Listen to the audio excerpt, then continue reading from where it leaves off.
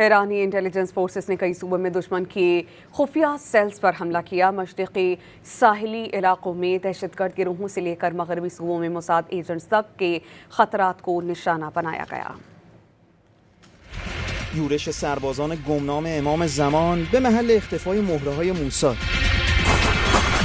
قبل از اینکه بخواهند 35 مقام لشکری و کشوری را ترور کنند، این 20 مهره سوخته موساد خودشان را برای یک جنگ شهری محدود همزمان با تجاوز رژیم صهیونی به خاک کشورمان آماده کرده بودند.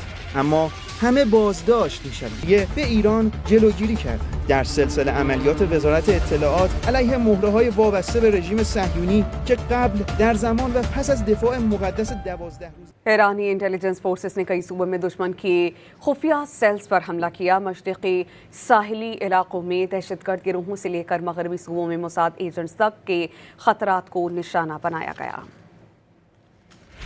یورش سربازان گمنام امام زمان به محل اختفای مهره‌های موساد.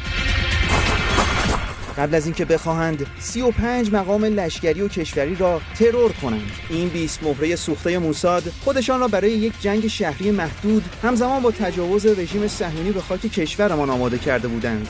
اما همه بازداشت می‌شوند. به ایران جلوگیری کرد. در سلسله عملیات وزارت اطلاعات علیه مهره‌های وابسته به رژیم صهیونی که قبل، در زمان و پس از دفاع مقدس 12 روز